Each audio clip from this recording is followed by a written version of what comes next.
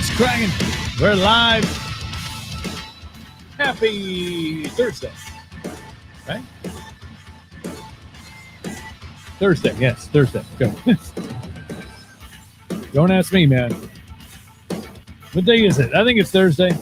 Whatever day it is, doesn't matter. But you are here, I am here, we are here. All is good. I'm going to adjust the camera a little bit like that. Again, we got screens all over the place here. It's wild. Wherever you are tuned in, thank you for tuning in. Joe's in the house. Got that for you. Throw that right there. Bam. Good to see you, Joe. Welcome back to the show. Hope everybody had a great St. Paddy's Day, however you celebrated your day. Pretty low-key around here. Well, low-key-ish key, kind of, sort of.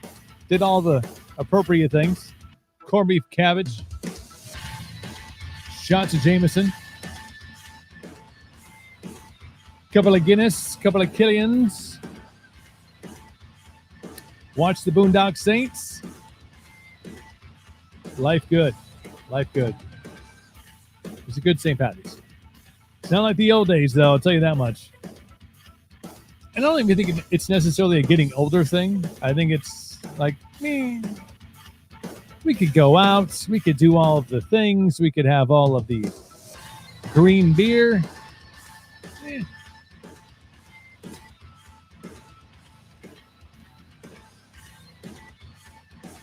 Joe's drinking beer from the Bloomer Brewing Company.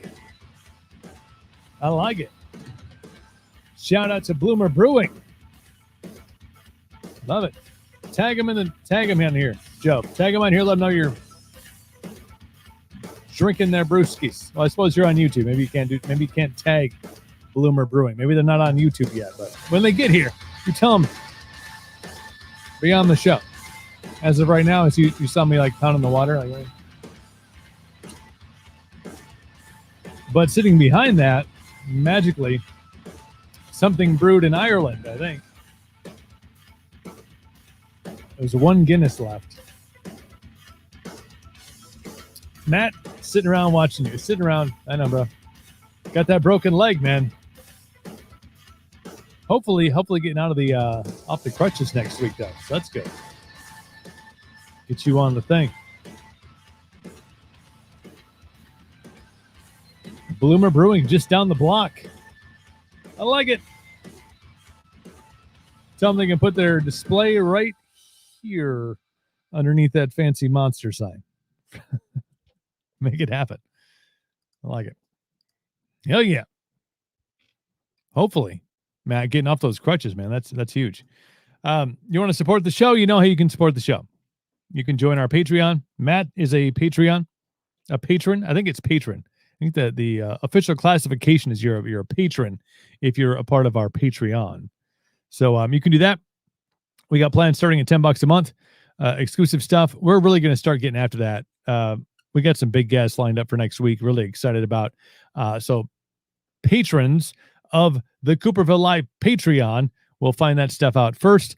We also have the Cooperville Clothing Company. Yes, it is happening. We are going through a complete redesign of the logo. That thing right there, over here. Wow, I really got to reach across. I could have done with that. That's going away. Redesign of the logo. We're going to get some shirts. We're going to get some hats. That's going to be our start. And you're only going to be able to access those things if you're a member of the Patreon. So we're going to do some exclusive gear just for patrons and things like that. So make sure you're a member. Again, plans start at $10 a month, and the clothing stuff will be available to everybody. So if you're on the $10 to $20, $30, whatever, you'll be able to get a hold of that. Hashtag Bloomer Beer. I like it. I'm going to get you a hat, bro. I'm going to get you a hat. This is kind of where the idea is. I mean, it started a long time ago, but the concept kind of came through. I was talking to a great friend of mine, Joey Walzer. Joey and Blake, they have Devour the Day, Egypt Central, two fabulous bands, and a whole bunch of other things that they do. Our intro, they did the intro for the show. So I just had this idea about like, how can we expand the brand a little bit and start another company because I got all the free time in the world. And had a chat with him, and he's going to put his creative talents to work and create us a new logo, and we're going to do shirts and hats, and we're going to start there and come up with a whole bunch of cool stuff. Because yeah, but we will always have exclusive items only available to those who are our patrons. So eventually we'll launch it to the masses, to the public, but patrons will have exclusive access to, like, if we did a shirt, had our new graphic on it and had some cool things on it, we could do it in like camo, or do it in a different color. That would only be available to patrons. The straight black shirt, like I always wear, got that drop kick, rocking that drop kick today,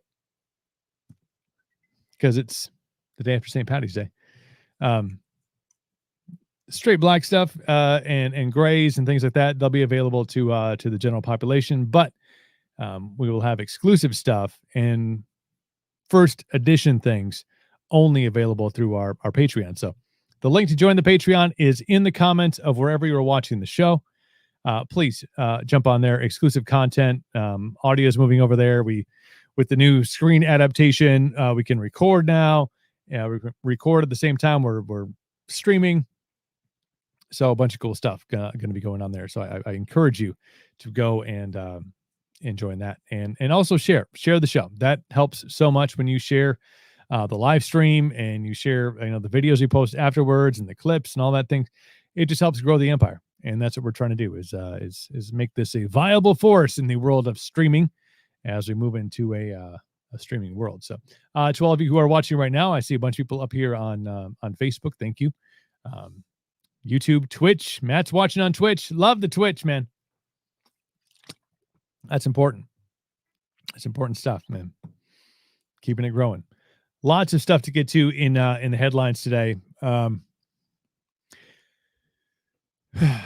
Everybody has the pandemic has not affected some people. Now, for certain groups of people, it has affected them in a positive way.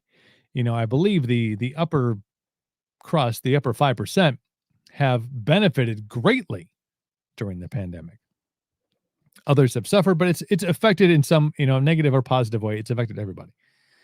It's forced a lot of people to become innovative on how they do things. Obviously, we went from doing a podcast as kind of just like a thing we did, to live streaming the podcast, to now and every day, Monday through Friday, we do a daily show. Most of the time we have guests on. We're back to guests tomorrow, and next week's already loaded up.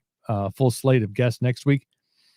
So you have to innovate. You have to find different ways to if you're a creative, you need to find different ways to get your creativity out.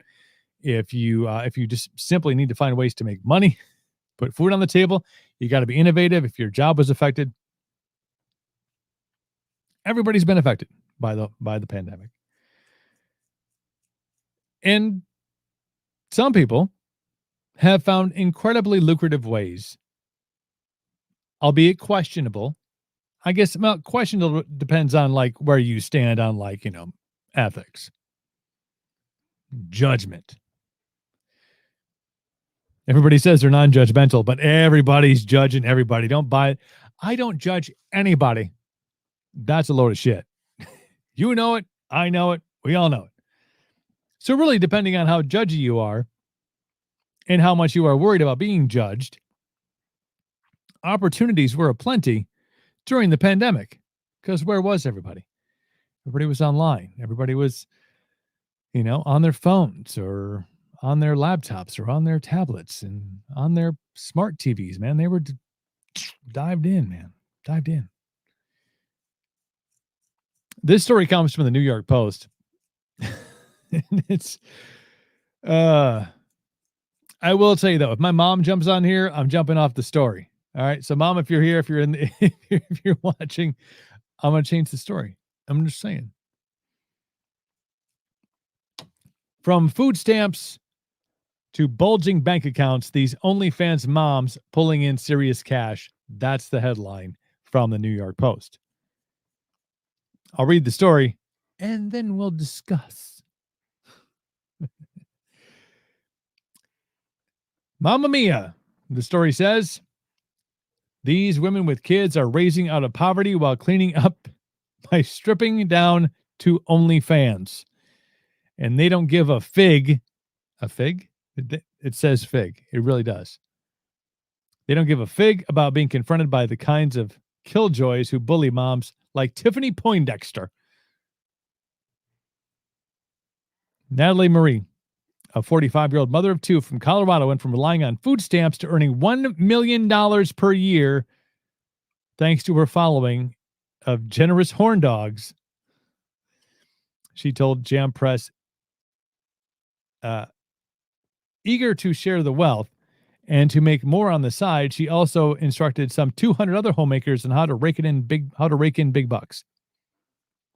Let me just break that down for a lot of those who are like, "What's OnlyFans?" So OnlyFans is like a fan site, and you pay, I believe it's a monthly subscription to follow certain individuals, and then you get exclusive content. It's kind of like Patreon, but it's not. But it's not. So you pay like $10 a month. You can follow Nita Marie, right? 10, 15 bucks, 30, whatever. And then you get to see like some racy stuff. Okay. Now, if you want some really racy stuff and you want it addressed maybe exclusively to you, you can pay an extra fee. One time, maybe up your level.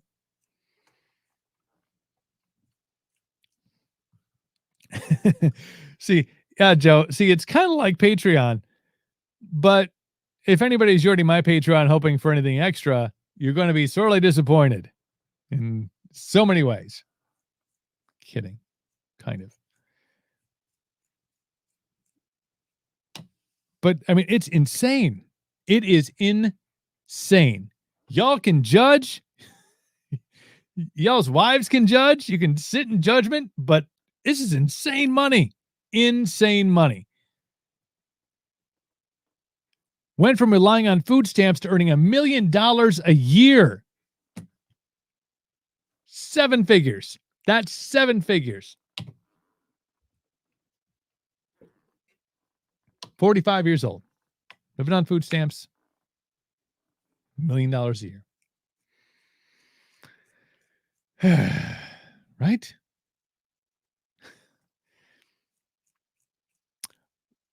One of her cleavage queens, Maddie Vance, a 28-year-old with 2 kids in Tennessee, earns around $4,000 a month by flaunting her body on OnlyFans and has her mentor, Marie, to thank for it. Nita's group has not only helped me build my page and earnings on the site, but it's given me a safe space to talk about hardships through the job. OnlyFans can be isolating. Nita's coaching group has made me feel less alone and even more empowered through this line of work.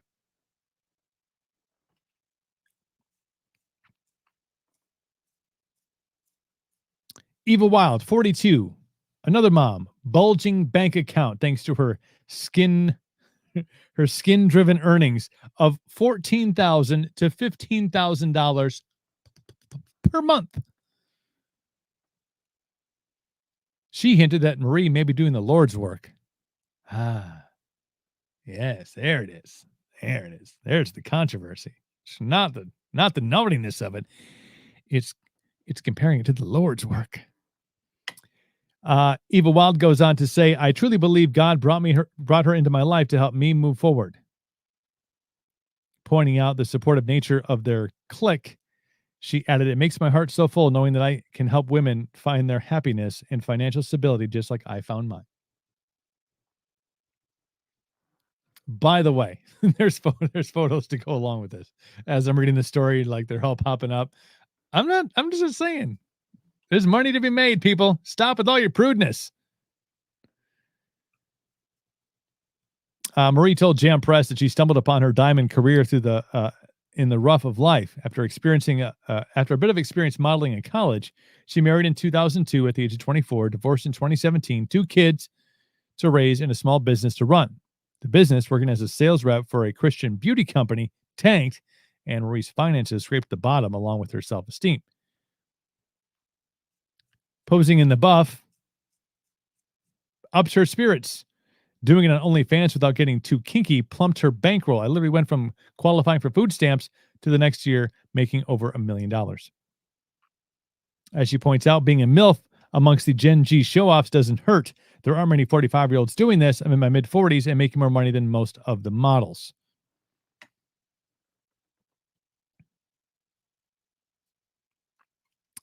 And for anyone who thinks that Marie and her crew, including one mom, Marcella Alsano, who's using the OnlyFans windfall of at least $20,000 per month to put a daughter through law school, are just a bunch of lollying around sex pots, then the hip chick den mother has some news.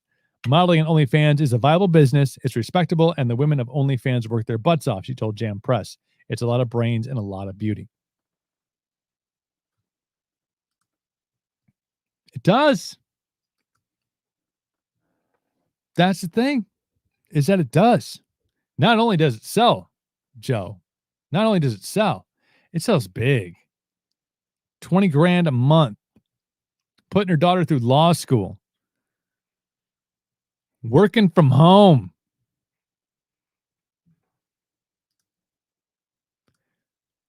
Oh, sorry. What's up, Pete? Thanks for joining the show, buddy. It's insane, right? Whilst a lot of people are struggling, had been struggling, are still struggling, whatever. You know, these ladies, mid-40s, are like, fuck it. I'm taking control. I have found an outlet on OnlyFans. And they found an audience. And they found $1 million a year from home jobs.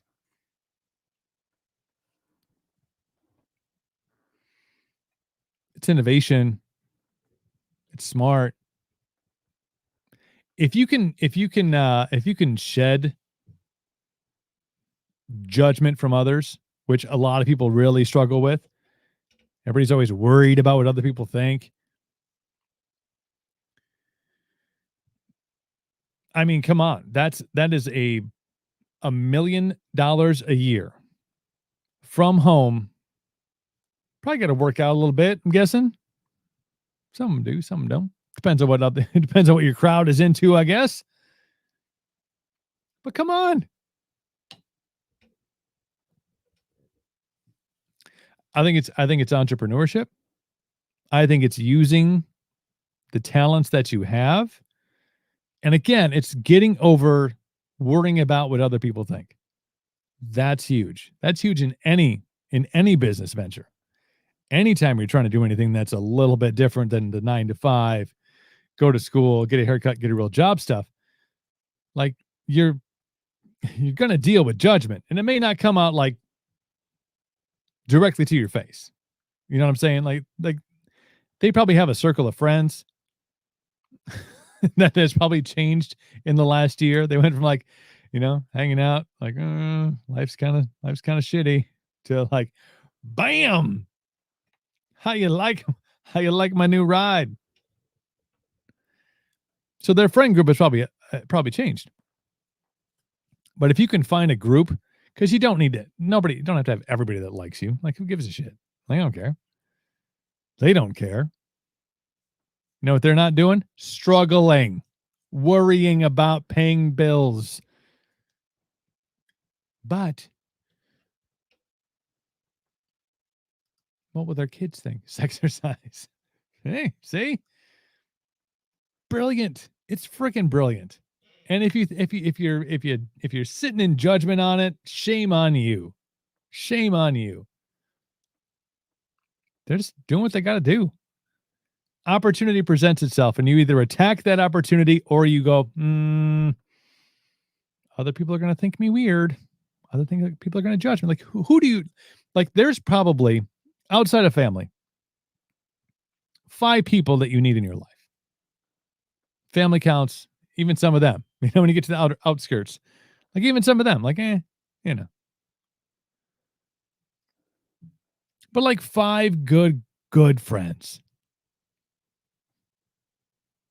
And if you have really good friends and you can go, hey, like I'm doing this thing now and it's successful or it's starting to be successful, and they're like, good for you.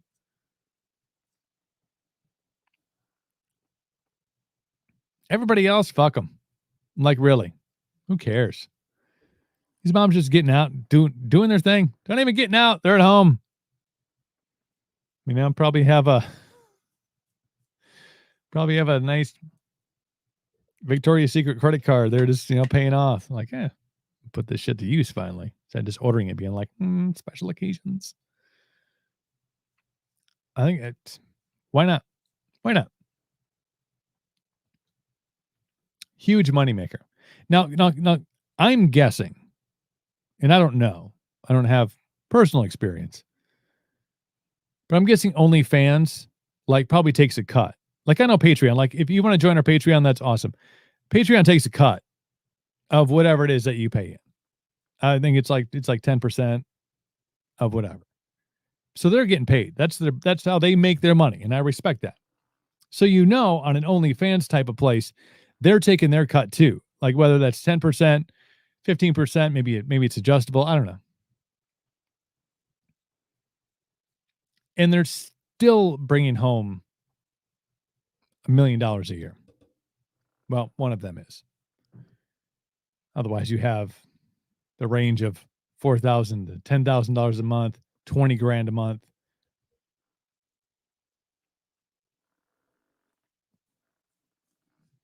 $20,000 a month, not a bad gig. You just look over people as they judge you, like, sorry, I can't hear you from my new house. All your judgment falls deaf on the security guards.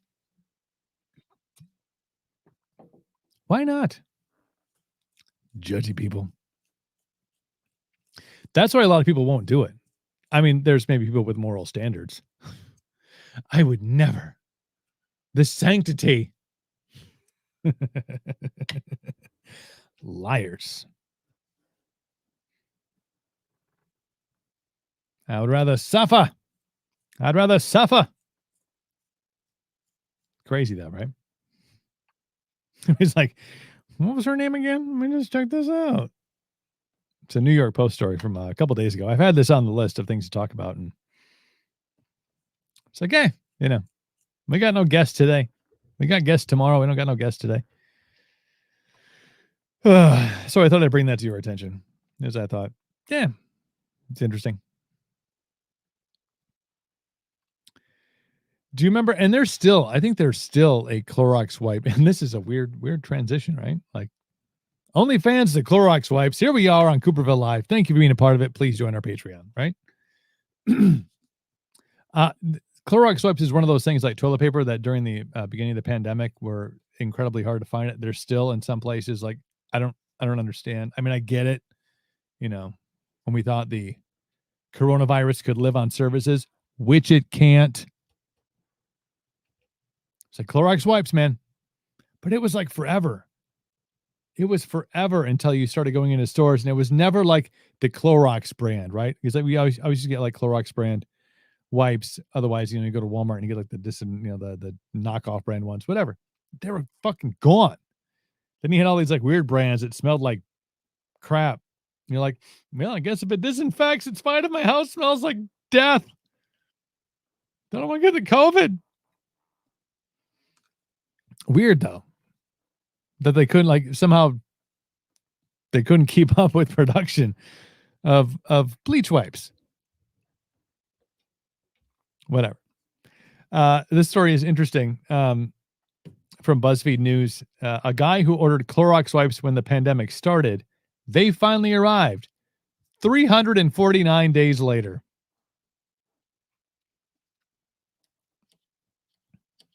The story says, as grocery stores ran out of toilet paper and sanitation products last March, Benji Retton scoured the internet for supplies he and his parents could use to protect their home in Rye, New York against coronavirus. Bleach wipes aren't going to protect you. Whatever. Take some zinc and shut up. Most online retailers were out of hand sanitizer and disinfectant wipes, but this dude, who's 21, found that Massachusetts-based supply company, W.B. Mason, was still taking orders even though it didn't have them in stock. He bought a plastic spray bottle, 2 bottles of Purell, and 4 canisters of Clorox wipes. The bottle arrived in about a week. The hand sanitizer in a couple months. The wipes never showed up until now. Ordered these Clorox wipes 349 days ago. On March 20th, 2020, they finally came.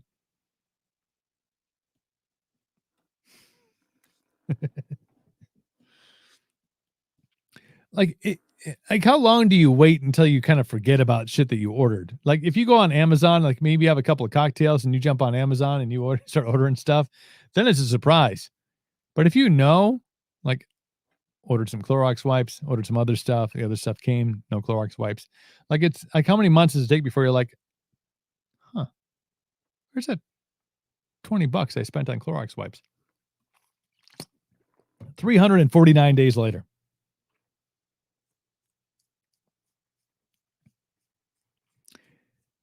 Says he sort of forgot about him. Glad they came in the end. W.B. Mason did not immediately respond to BuzzFeed News with a request for comment on the matter. Now that the wipes are here, Renton isn't quite sure what to do with them, since we've learned the virus spreads mainly from person to person through airborne droplets and smaller aerosol particles, not through contaminated surfaces. We freaked out about something that wasn't real? How American.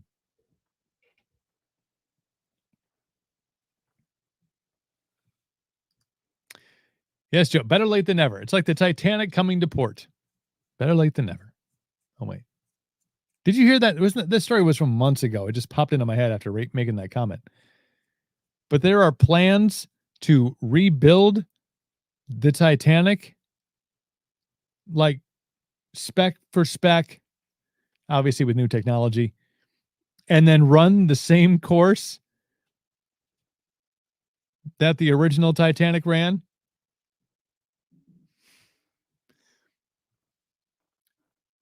Who in their right mind is jumping on board that opportunity? Like, this sounds like a good idea.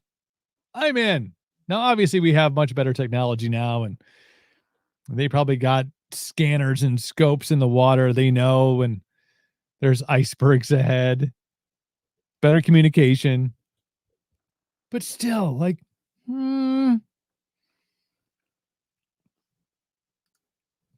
Said 2022. Thanks, Pete. Like, I'm not getting on board. Leonardo DiCaprio is probably not getting on board either. He's like, wait. Last time this happened, outside of getting some tail inside of a car, didn't end well for Jack Dawson. Did not end well for Jack Dawson.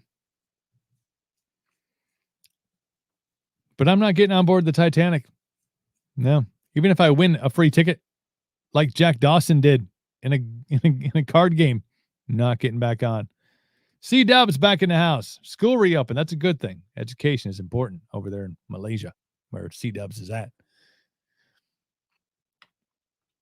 Like, why? It feels like the people that have good ideas are always crushed by the people that have really shitty ones. Like, let's rebuild the Titanic. Like, let's give that guy a job. What other? The Hindenburg? I think we should totally do that again. Sounds like a good plan. Men's retreat on the Titanic. Yeah. That's a one-way trip, Pete. That is a one-way trip, my friend. Yeah, not for everybody, obviously, but Jack Dawson didn't end up too well for him. We've talked about the 3 feet, right? We've talked about the 3 feet thing. If you're a regular of the show, the 3 feet of social distancing, that's now the thing because 6 feet is really not real. It's true. There's no evidence that there's any difference between 3 feet of social distancing and 6 feet of social distancing. But But what about all of the tape marks on the floor at the store? How will we ever move them? Bah. It's fine. Just eyeball it. It's about half. Actually, it's exactly half. Bah. That was big news from it was a couple days ago. I think that came out. The CDC going to ease school distancing guidelines to 3 feet because there's no scientific evidence that COVID can travel 6 feet.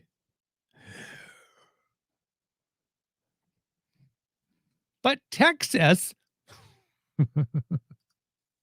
no feet, no mask. Joe knows. Hashtag Joe knows. That's gonna be my new thing. Make that trend on the social medias. It's ridiculous, though, right? Well, it's just evolving. It's changing. It's not changing. It's like, you can only have 15 kids in a classroom. If we can get them into the classroom, we need to have 30 on one teacher. 3 feet sounds good. Because 6 feet was an arbitrary number to begin with. Do you know that? It's arbitrary. It was from like some 1856 study on the bubonic plague or something like that. That's where that we feel like 6 feet. We were relying on research from 1850 something. Good. Seems smart. Seems like we got our ducks in a row over here. Well, I don't care. I'm staying 6 feet away from people. Okay. Just you wait. Eventually, people want to stay hundreds of feet away from you. Wild.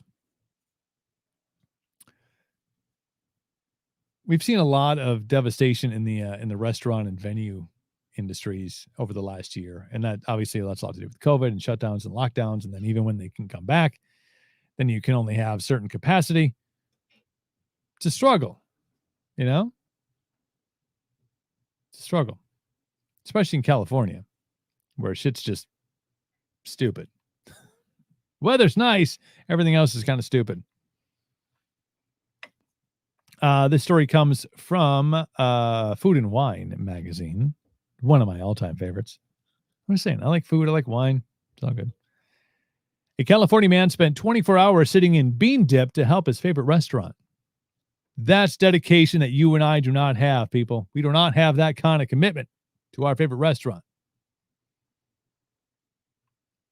Hunter Ray Baker is a filmmaker and performer whose IMDb credits include directing shorts like The Great American Mud Wrestle and Taz the Toymaker, and working as a stuntman on a couple of bigger budget comedies.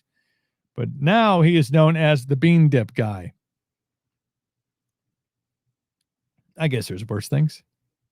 His favorite eatery, Los Toros Mexican restaurant in Cantina, has had its share of pandemic-related struggles, and he decided to do something to help by spending 24 hours straight sitting in an inflatable pool filled with Los Toros bean dip. He hoped that the all-day and overnight might even attract a crowd that would place to-go orders as they checked out what was happening in the parking lot.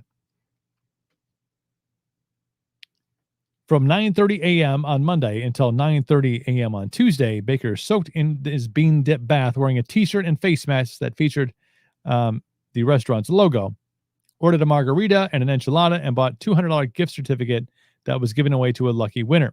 And he got a tattoo of the Los Toros bull, all without getting out of the dip.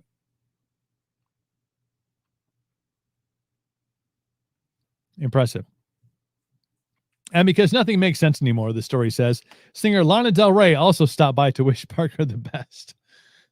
Was she the girl that sang that Friday song? Friday, Friday, gotta get down. Is that Lana Del Rey? Matt, you probably know. You got kids that are the age to listen to that kind of music.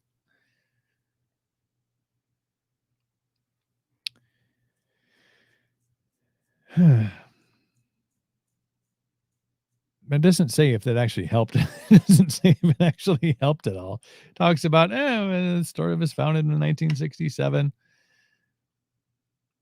After he got out of his high carb bath, his feelings hadn't diminished at all. It was kind of nice, he told Patch. I love bean dip.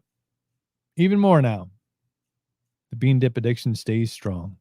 In that case, being known as the bean dip guy, especially the bean dip guy who did what he could to help his favorite Mexican restaurants, is an honor.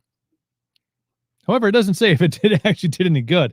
I'm sure it drew a crowd. I'm sure you had people that came in and were like, yeah, what the hell is this crazy person doing? Sitting in bean dip, getting a tattoo in bean dip. Oh, look, there's Lana Del Rey. Put his bean bag in a bean dip. Yeah, man, I hope he wasn't like taking bites of that because, like, not a fan. Not a fan at all. But good for him. Good for him for going out and getting some publicity for his favorite restaurant. Would you do that for your favorite restaurant? I mean, like, if you had a favorite place, she'd be like, yeah, I'm going to do a stunt in front of your place, try to draw some attention. I don't know. I have so many favorite places. I don't know if they might be like, no, we don't want you here. Where's your mask, sir? I don't know. Lost it. I lost it. So many other things going on in the news. In the news. Do you see that golfer that took his shirt off to hit a shot from the water? That's great.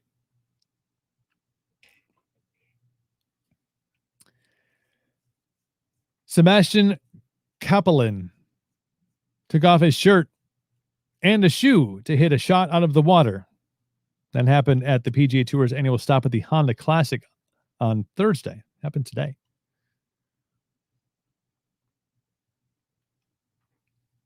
Guess he really liked his shirt. Didn't want to get it dirty. Freaked out.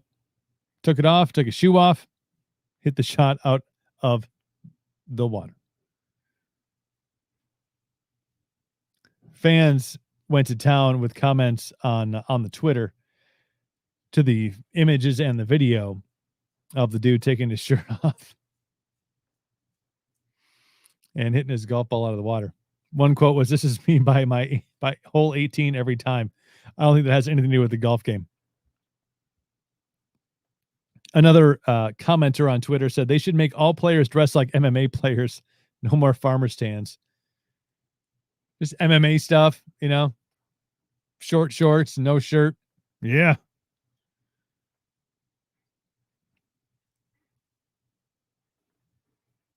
Totally understand taking the shoe off. The shirt, not so much. No shirt, no shoes, no service. One commenter said, I did this once and was asked to never come back. I can imagine that. Even the Rosemary Grange Community Golf Club had a comment, said, I wouldn't recommend this for some of our members. Wait, are you shaming people? You know that's going to happen now, right? This golf club, the Rosemary Grange Community Golf Club, I'm not sure where it's from, Grange_club on Twitter. I wouldn't recommend this for some of our members. That's fat shaming. You can't do that.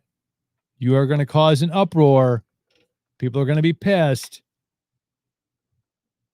You'll probably get closed down because that's what we do to people now, is we shut them down when they say things that hurt people's feelings.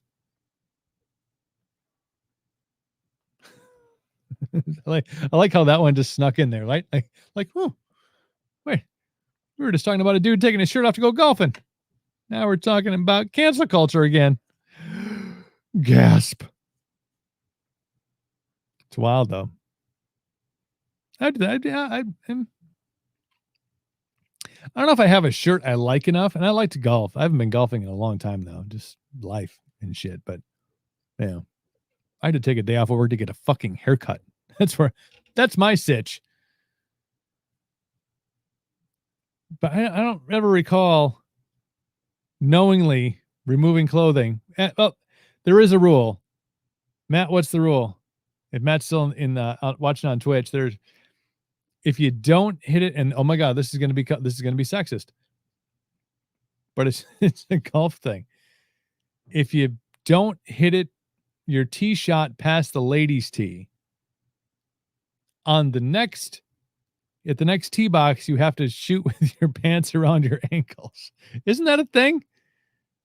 I've never had to do it because I've always gotten my shot past ladies tee, sometimes within inches. But we played that. We've played that shit before. It's like, guess what you're doing on the 8th tee box? Shooting with your pants, or shooting that without your pants around your ankles. So, I mean, I guess that maybe is the same. Obviously, it's not the PGA Tour. That's just a bunch of assholes out golfing on a Saturday morning. Oh. Why does it have to be the women's tee?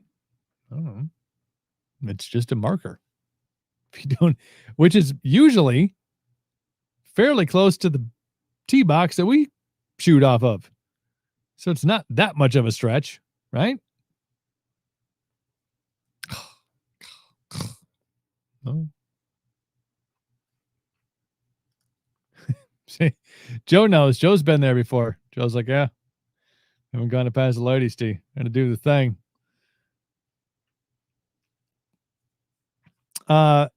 Let's wrap on this, and maybe we'll wrap on this story. We'll see. We'll see how long it takes. From the Daily Caller, Wisconsin has been named the hardest partying state in America. Go team. Go team. Again, this is Daily Caller. Wisconsin has been named the hardest partying state in America. I don't think Mark Jensen's going to be in my show anytime soon, even though I've asked. Here's a story from David Hookstead, the sports and entertainment editor for the Daily Caller. Wisconsin parties harder than any state in America. According to a study from bestlifeonline.com, the home of the Badgers is the hardest partying state in the country, and 23.6% of people living there have reported drinking a bit too much.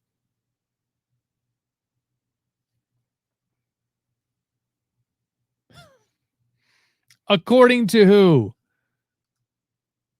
Apparently it's news. You know, it's weird, Joe, because it's not news to us because we're like, yeah, what? But everybody else is like, whoa. I remember going to Vegas one time and ending up, I think it was in the Venetian. There was a little sports bar in the Venetian, and they were doing like from this time to this time, like all you could drink. It was like tap and rails. And we're like, shit, yeah. Rather than paying exorbitant prices for alcohol anywhere else, like all you can drink for like 6 hours, we're in. And we just started like, doing what we do, playing some darts, talking shit. And the bartender's like, where are you guys from? We're like, we're from Wisconsin. They're like, oh. Like they get it. They get it in Vegas. My girlfriend and I were just talking last night, but she'd been to Ireland before. And they're like, you're from Wisconsin. Okay, so you can hang. You're good. You're good for the after parties. Yeah, we're good after they lock them down for the night. Apparently there is such a thing. This is, again, according to, the study was done by bestlifeonline.com. North Dakota, Montana, Wyoming, and South Dakota rounded out the top 5. Interesting. People in Wisconsin get after it in a way that would make Johnny Manziel circa 2016 jealous. We're raised in a brutally cold winters, and when we ease the pain with a shield of light beer. I don't know about that, but we do our best. It's not so much a choice as it is a lifestyle. If the Badgers were playing in college, the beers were going down smooth. A lot of people wanted to be about the win or lose. Win, lose, we booze lifestyle. But we backed it up. Yeah, we did. I've had friends shut down a booze cruise before, Joe says. Yeah. All the bands that I met over the course of 20 years in radio and then doing this thing, and they're like, whoa. Like, we don't fuck around. Like, there's a level. And people get judgy about that too. They're like,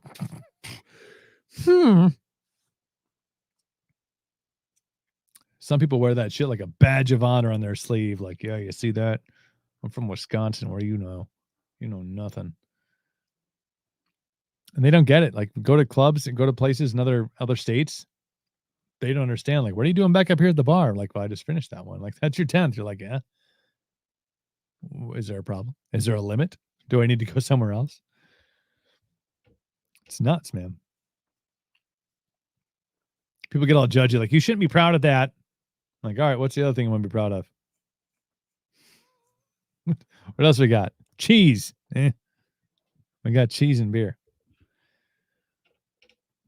It's like, we should be more proud of the cheese. Like, okay. But I'm equally proud of cheese. I'm a huge cheese fan, but let's not, let's not mess around here. I live in the city of Leinenkugels, man. That's that Chippewater. That's that Chippewater making it good.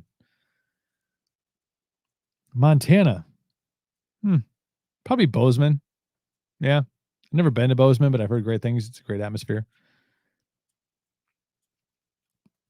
If you question the power of the drink in Wisconsin, you can probably thank the Tavern League for the fact that we're not still in lockdown. The fact that you get to go back to your job and your kids are in school and you're so thankful for that. That's probably thanks to the Tavern League, who was like, you can't shut down you're going to shut down every bar in Wisconsin. That's not going to last very long. And here we are. So thank you to the Daily Caller and to bestlifeonline.com for voting Wisconsin the hardest partying state in America. I guess I don't even classify what I do anymore as like partying, because it's usually pretty low key. Like, it's not necessarily out. I mean, the younger generations definitely are they're holding steady. They haven't pushed out at all. They're still tough, still out causing trouble. But off sale, man, I'm telling you, having people in the family that are in wine sales and in liquor sales and in beer sales, they're like, yep, didn't hurt our bottom line at all, this whole pandemic. When I would go running back at my old house, when this kind of first started, the first couple of weeks, you go running on garbage day and you run by everybody's recycling bin. You're like, good, I don't feel so bad. It's not just me, because everybody was getting into it. Everybody, I mean, I see recycling bins filled with bottles of wine and booze, and it was Tuesday morning, and you're like, ugh. Getting after it. You have to. Or you don't. It's your personal choice. I'm not here to judge you. Judgment-free zone here on the show. Speaking of the show, tomorrow is going to be a fun one. 5 o'clock right here on wherever platform you're streaming us on. We'll be back here tomorrow at 5 o'clock every day, Monday through Friday, 5 o'clock. Tomorrow, we have actor and singer and songwriter Ty LaPlante is going to join the show. I believe he's out in LA. I think he's still hanging out in LA. I'm not sure how much work he's getting, but he's working out in LA. And Derek Skelton joins us. Derek Skelton, singer, songwriter, country artist. He is in Hawaii, not because he is traveling. That's where he lives. He's in Hawaii, enjoying all the Hawaiian things. And he will be on the program tomorrow. I think it's like what did he say? It's a 5 or 6 hour difference. So it's going to be like the middle of the day there. And it'll be evening here. So big show tomorrow. Please make sure you subscribe to wherever platform you're not watching on. So if you're on Facebook, jump over to YouTube, search Cooperville, subscribe on there, jump to Twitch, No Limit Cooper on there. Follow on all the platforms, pick out the best one. We're going to be moving some stuff off of Facebook and over to just YouTube and to Twitch in the next couple of weeks. So just prepare for that. And if you are still so inclined, please feel free to join the Patreon. The link is there in the comments of all the things, as we get some more cool stuff coming that direction. Get you some t-shirts, get you some hats. We're going to work on that. awesome stuff happening via our Patreon. Until then, that'd be tomorrow. We will see you again right here on all the streaming platforms. It's been Cooperville Live. It's been real. It's been fun. It's been real fun. Take care of yourselves. Take care of one another. We out. Got to find my camera. Where is it? There it is. Here we go.